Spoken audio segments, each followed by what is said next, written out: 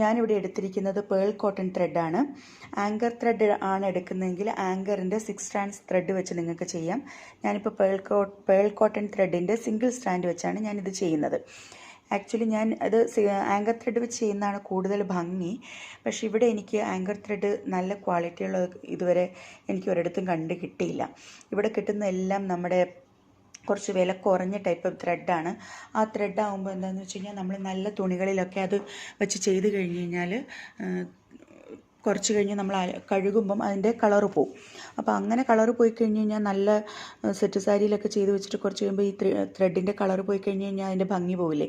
അതുകൊണ്ടാണ് ഞാൻ pearl cotton thread എടുത്തത്. അപ്പോൾ ഞാൻ ഈ വരച്ച് വെച്ചിരിക്കുന്നതിൻ്റെ ജംഗ്ഷനിൽ നിന്നും മുകളിലേക്ക് സൂചി എടുത്തു. അടിയിലൊരു കുഞ്ഞു കെട്ട് ഞാൻ ഇട്ട് കൊടുത്തിട്ടുണ്ട് കേട്ടോ. കെട്ട് കാണിച്ചു തരാം. ഒരു കുഞ്ഞു കെട്ട് ഞാൻ ഇട്ട് കൊടുത്തിട്ടുണ്ട്. മാക്സിമം ചെറിയ കെട്ടാക്കാൻ ശ്രദ്ധിക്കുക. കാരണം നമ്മൾ വൈറ്റ് ഡ്രസ്സുകളിലൊക്കെ ചെയ്യുമ്പോഴും അല്ലെങ്കിൽ നമ്മൾ നല്ല ഡ്രസ്സിലൊക്കെ ചെയ്യുമ്പോൾ പുറകിൽ ഒരുപാട് കെട്ട് കാണുന്ന ഒരു ഭംഗിയുള്ള കാര്യമല്ല. അതുകൊണ്ട് മാക്സിമം ചെറിയ കെട്ടാക്കാൻ ശ്രദ്ധിക്കുക. ആദ്യം നമ്മൾ ഒരു സാധാ റണ്ണിങ് സ്റ്റിച്ചാണ് ചെയ്യുന്നത്. ഇവിടെ അടുത്ത് ഒരു അല്പം സ്വല്പം ദൂരെയായിട്ട് സൂചി താഴേക്ക് ഇറക്കി ഇത് നമ്മൾ താഴേന്ന് വലിച്ചെടുത്തു. അത് കഴിഞ്ഞ് വീണ്ടും നമ്മൾ ആദ്യം സൂചി സൂചി മുകളിലേക്ക് എടുത്ത അതേ സ്ഥലത്ത് തന്നെ വീണ്ടും സൂചി മുകളിലേക്ക് എടുക്കുകയാണ്. ഇപ്പം നമ്മൾ പഴയ അതേ സ്ഥലത്ത് സൂചി മുകളിലേക്ക് എടുത്തു. ഇപ്പോൾ ഈ ത്രെഡ് എൻഡ് ചെയ്തിരിക്കുന്നതിന് കുറച്ചുകൂടി മുമ്പിലിട്ട് വീണ്ടും നമ്മൾ സൂചി താഴേക്ക് ഇറക്കുന്നു. ഇവിടെ സൂചി താഴേക്ക് നമ്മളിങ്ങനെ ഇറക്കിക്കൊണ്ട് വരുമ്പോൾ തന്നെ ഞാൻ യൂഷ്വലി സ്റ്റെം സ്റ്റിച്ച് ചെയ്യുന്നത് ഈ സ്റ്റേജിൽ ഞാൻ ആദ്യം സൂചി താഴേക്ക് ഇറക്കിയിരുന്ന അതേ പൊസിഷനിൽ നിന്ന് സൂചി മുകളിലേക്ക് എടുക്കും. ഇതിപ്പോൾ മുകളിലേക്ക് ഞാനിങ്ങനെ എടുത്തു, ഇങ്ങ് വലിച്ചു. ഒരു സ്റ്റിച്ചായി. ഇതേപോലെ നമ്മൾ കണ്ടിന്യൂസ് ചെയ്ത് കൊടുത്ത് ഇപ്പോൾ നമുക്ക് വീണ്ടും ഇവിടെ ഒരു ഹാഫ് സ്റ്റിച്ച് കിടപ്പുണ്ട്. ഇനി നമ്മൾ വീണ്ടും ഈ സൂചി താഴേക്ക് കുത്തി തിരിച്ച് ഈ ഹാഫ് സ്റ്റിച്ചിൻ്റെ അവിടെ മുകളിലേക്ക് എടുത്തു, ഇങ്ങോട്ട് വലിച്ചു. ഇങ്ങനെ ചെയ്ത് നമുക്ക് ഇത് കംപ്ലീറ്റ് ചെയ്യാം. നമ്മൾ ആ ഒരു ലൈൻ ചെയ്ത് കഴിഞ്ഞു. ആ ലൈൻ ചെയ്ത് കഴിയുമ്പോൾ നമ്മൾ അവിടെ തന്നെ അതിൻ്റെ ബാക്കിൽ സ്റ്റിച്ച് ഞാൻ ലാസ്റ്റ് വന്ന അങ്ങോട്ടേക്ക് തന്നെ സൂചി ഇറക്കി ചെയ്തെടുത്തു. ഇവിടെ തന്നെ നമ്മൾ നോട്ട് ഇട്ട് കൊടുക്കുകയാണ്. ബാക്കിൽ നോട്ട് ഇടുന്നത് എങ്ങനെയാണെന്ന് കൂടി ഞാനൊന്ന് ചെറുതായിട്ട് കാണിച്ചു തരാം. ഇപ്പം ഞാൻ ഫ്രെയിം തിരിച്ച് വെച്ചിട്ടുണ്ട്. ഇത് നമ്മൾ ലാസ്റ്റ് ചെയ്ത് വന്നിരിക്കുന്ന ത്രെഡ്. ഈ ത്രെഡിന് ഇതിലേക്ക് കൂടി ഞാൻ ത്രെഡിൻ്റെ അടിയിൽ കൂടി ഞാൻ സൂചി എടുക്കുകയാണ്. ക്ലോത്തിൽ കൊള്ളാതെ തന്നെ സൂചി എടുത്ത് ഇവിടെ ഞാൻ ഇങ്ങനെ ഒരു കെട്ടാക്കുകയാണ്. കണ്ട, ഈ കെട്ടിനെ ഞാൻ ഇങ്ങനെ ചേർത്ത് കൊടുത്ത് അത് കംപ്ലീറ്റായിട്ട് കണ്ട വളരെ പെർഫെക്റ്റായിട്ട് ആ സ്റ്റിച്ച് ചെയ്ത് തീർന്നെടുത്ത് തന്നെ ഒരു നോട്ട് വന്നു. ഒന്നുകൂടി അതുപോലെ തന്നെ നമുക്ക് അവിടെ ഒരു സ്റ്റിച്ച് ഇട്ട് കൊടുക്കാം. ഒന്നുകൂടി ഒരു നോട്ട് ഇട്ടു. ഇനി ഒരു നോട്ട് കൂടി ഇട്ട് കൊടുക്കാം.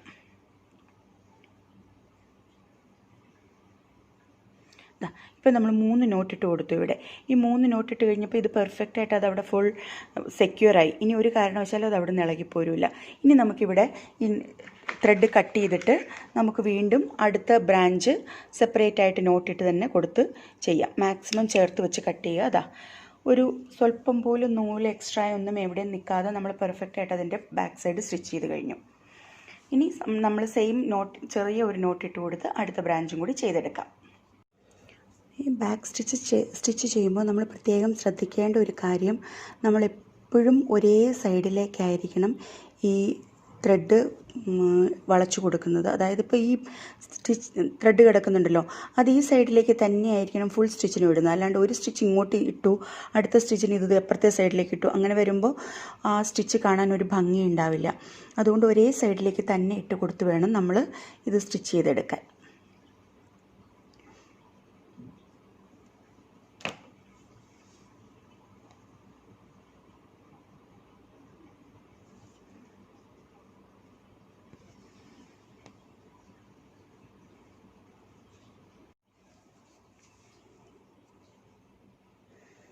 ലാസ്റ്റ് സ്റ്റിച്ച് ചെയ്യുവാണ് ഞാൻ.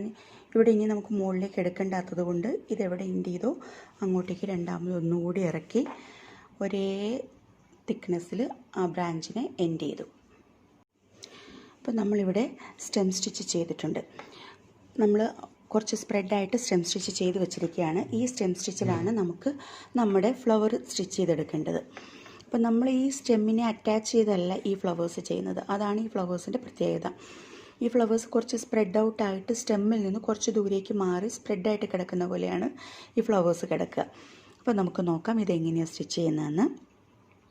ആദ്യം സൂചി താഴെ നിന്ന് മുകളിലേക്ക് എടുക്കുക. സൂചി താഴെ നിന്ന് മുകളിലേക്ക് പൊക്കി നമ്മൾ എവിടെയാണോ സ്റ്റിച്ച് ചെയ്യാൻ ഉദ്ദേശിക്കുന്നത് അവിടെ പൊക്കുക.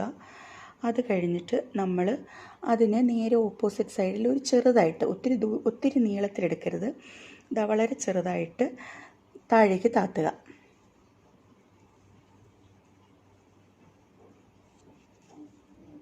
കൈ കൊണ്ട് പൊക്കിയപ്പം ഫ്രെയിമിൽ നിന്ന് തുണി ഇച്ചിരി മുകളിലേക്ക് പൊങ്ങിപ്പോന്നു.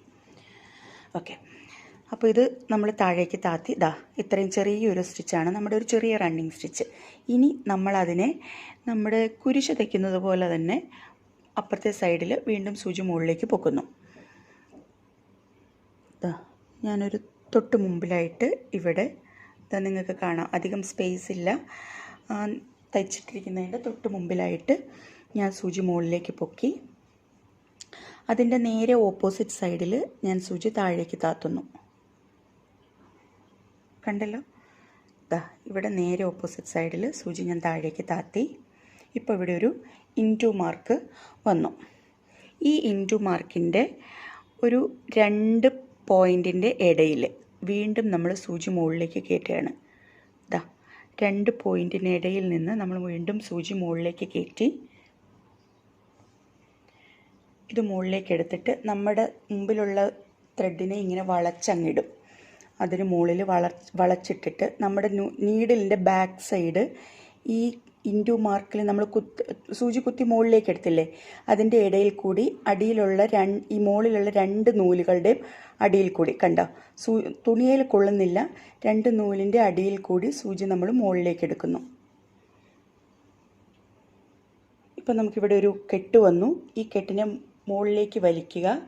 മുകളിലേക്ക് വലിച്ചിട്ട് ഇത് നമ്മൾ ഈ ത്രെഡിലൊന്ന് വലിച്ചു പിടിച്ചുകൊണ്ട് ഓപ്പോസിറ്റ് സൈഡിൽ, ഇവിടെ കുത്തിയെടുത്തതിൻ്റെ നേരെ ഓപ്പോസിറ്റ് സൈഡിൽ നമ്മൾ സൂചി താഴേക്ക് താത്തുന്നു.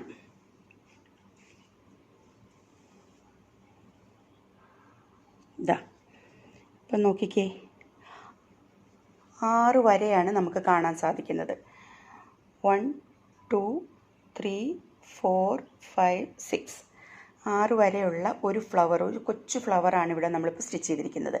ഈ ഫ്ലവർ ഇതുപോലെ തന്നെ സ്റ്റിച്ച് ചെയ്തുകൊണ്ട് നമ്മൾ ഈ സ്റ്റെം സ്റ്റിച്ചിൻ്റെ ഓൾ ഓവർ സ്പ്രെഡായിട്ട്, സ്റ്റെം സ്റ്റിച്ചിൻ്റെ അവിടെ ഇവിടെയൊക്കെ ആയിട്ട് സ്പ്രെഡായി കിടക്കുന്ന രീതിയിൽ നമ്മൾ കുറച്ച് ഫ്ലവേഴ്സിനെ ചെയ്യുക. അങ്ങനെയാണ് ഈ ഫ്ലവർ വരേണ്ടത്. അങ്ങനെ വരുമ്പോഴാണ് അതിൻ്റെ പെർഫെക്റ്റ് ലുക്ക് വരുന്നത്. ഇനി നമുക്കിത് കുറച്ച് ഫുള്ള് ചെയ്ത് കഴിഞ്ഞിട്ട് നോക്കാം. ഇതിലിപ്പോൾ നമ്മൾ ഇത്രയും വലുതായിട്ട് ചെയ്യുമ്പോൾ നമുക്ക് ഇത്രയും ഭംഗി ഈ സ്റ്റിച്ചിന് കിട്ടില്ല. ചെറിയ കുഞ്ഞു കുഞ്ഞു പൂക്കളായിട്ടാണ് നമ്മളിതിനെ ചെയ്ത് വയ്ക്കുന്നത്. അപ്പോൾ ചെറിയ സ്റ്റിച്ചായിട്ട് നമ്മൾ നമ്മുടെ ഏതെങ്കിലും ഡ്രസ്സിൽ ഡിസൈൻ ചെയ്യുമ്പോൾ ചെറുതായിട്ട് സ്റ്റിച്ച് ചെയ്യുക. പക്ഷേ നിങ്ങൾക്ക് പഠിക്കാൻ വേണ്ടിയിട്ട് ഞാൻ കുറച്ച് വലുതായിട്ടൊന്ന് ചെയ്ത് ലാസ്റ്റ് കാണിക്കാം. അപ്പോൾ വീഡിയോ സ്കിപ്പ് ചെയ്യാതെ ലാസ്റ്റ് വരെ കാണുക. അപ്പോഴേ നിങ്ങൾക്ക് അതിൻ്റെ കറക്റ്റായിട്ടുള്ള പ്രൊസീജിയർ ഒന്നുകൂടെ മനസ്സിലാവുള്ളൂ. അപ്പോൾ ചാനൽ എല്ലാവരും ലൈക്ക് ചെയ്യണം, ഷെയർ ചെയ്യണം, കമൻറ്റ് ചെയ്യണം, സബ്സ്ക്രൈബ് ചെയ്യണം. 4 കൂട്ടങ്ങൾ മറക്കല്ലേ.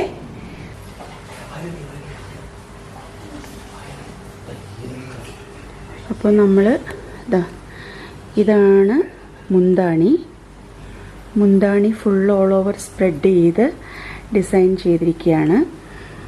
മുന്താണി ചുറ്റി നമുക്ക് അത് മുന്താണിയിൽ ഫുള്ളുണ്ട്. കണ്ടോ, ബാക്ക് സൈഡിൽ ഇട്ടിരിക്കുന്നത് മുന്താണി തന്നെയാണ്. കണ്ടോ, മുന്താണിയിൽ സ്പ്രെഡ് ചെയ്ത് ഓൾ ഓവർ ഇട്ടിട്ട് അതിവിടുന്ന് നേരെ അത് കയറി വരുന്നത് നമ്മുടെ ചെസ്റ്റ് പോർഷനിലേക്കാണ്. ഇത് ചെസ്റ്റ് പോർഷനായിട്ട് വരും ഈ കാണുന്നത്. ചെസ്റ്റ് പോർഷൻ വന്ന് പിന്നെ നമ്മൾ ചുറ്റി വരുന്ന ആ സൈഡ് ഫുള്ള് ഇങ്ങനെ ബോർഡർ ഇങ്ങനെ ചെയ്ത് കൊടുത്തിട്ടുണ്ട്. സൈഡ് ഫുൾ അങ്ങനെ ബോർഡർ ചെയ്ത് കൊടുത്തിട്ട് ഇതാ കണ്ടോ, താഴെ അങ്ങനെ ബോർഡർ വന്ന് നമ്മുടെ പ്ലീറ്റ്സിൻ്റെ അവിടെ വരികയാണ്. ഇത് പ്ലീറ്റ്സിൻ്റെ ലാസ്റ്റ് പ്ലീറ്റ്സിൻ്റെ ഫ്രണ്ടിൽ കാണുന്ന ഒരു ഏരിയയാണ്. അവിടെ വരെയേ ഉള്ളൂ, അതാണ് ലാസ്റ്റ്. പ്ലീറ്റ്സ് തുറക്കുമ്പോൾ ഓരോ പ്ലീറ്റ്സിൻ്റെയും അകത്തും ഇതുപോലെ ഓരോന്നോരോന്ന് ചെയ്ത് കൊടുത്തിട്ടുണ്ട്. പ്ലീറ്റ്സിനകത്തും അതുപോലെ തന്നെ. ഓക്കെ, അപ്പോൾ വർക്ക് ചെയ്യുന്നത് എങ്ങനെയാണെന്നും സാരിയുടെ ഡീറ്റെയിലും ഒക്കെ എല്ലാവരും കണ്ടില്ലേ. ഇത് ഇനി മനസ്സിലാക്കാൻ പറ്റാത്തവർക്ക് വേണ്ടിയിട്ട് ഞാൻ ഒന്നുകൂടി എക്സ്പ്ലെയിൻ ചെയ്യാം. ഞാൻ ദാ ഈ ഫ്രെയിമിൽ ഒരു തുണി സെറ്റ് ചെയ്തിട്ടുണ്ട്. ഇതിൽ ഞാനൊരു ഇൻറ്റു മാർക്ക് വരച്ചിട്ടുണ്ട്.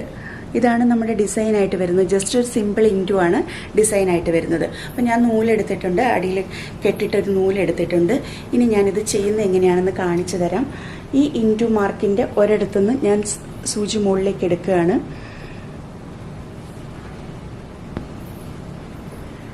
ഇതാ ഇങ്ങനെ എടുത്തു. നേരെ ഓപ്പോസിറ്റായി ഇൻറ്റു എൻഡ് ചെയ്യുന്നിടത്ത് സൂചി താഴേക്ക് ഇറക്കുകയാണ്. ഇറക്കി ഇതിനിപ്പുറത്തുള്ള ഇൻറ്റുവിൻ്റെ പോയിന്റിൽ നിന്ന് മുകളിലേക്ക് കയറ്റുന്നു. ഇവിടെ മുകളിലേക്ക് കയറ്റി അടുത്ത ഓപ്പോസിറ്റ് സൈഡിൽ അത് താഴേക്ക് ഇറക്കി. കണ്ടോ, താഴേക്ക് ഇറക്കി. ഇനി ഈ രണ്ട് പോയിന്റ്സിൻ്റെ ഇടയിൽ ഒരു പോയിന്റിൽ സൂചി മുകളിലേക്ക് കയറ്റുകയാണ്. ഇവിടെ സൂചി മുകളിലേക്ക് കയറ്റി ഈ നൂലിനെ ഒന്ന് വളച്ചിട്ടുകൊണ്ട് അടിയിൽ നിന്നും സൂചിയുടെ ബാക്ക് സൈഡാണ് ഞാൻ മുകളിലേക്ക് കയറ്റുന്നത്. ഇങ്ങനെ മുകളിലേക്ക് കയറ്റി. സൂചി തുണിയിൽ കൊള്ളുന്നില്ല. ഇതാ ഇവിടെ ഫ്രീ ആയിട്ട് മൂവ് ചെയ്യാവുന്നതാണ് തുണി. ഈ രണ്ട് ത്രെഡിൻ്റെ ഇടയിൽ കണ്ടോ, ഈ രണ്ട് ത്രെഡിൻ്റെ ഇടയിൽ സൂചി ഫ്രീ ആയിട്ട് മൂവ് ചെയ്യാം. മുകളിലേക്ക് കയറ്റുക. ഇവിടെ ഇങ്ങനെ ഒരു നോട്ട് വന്നു.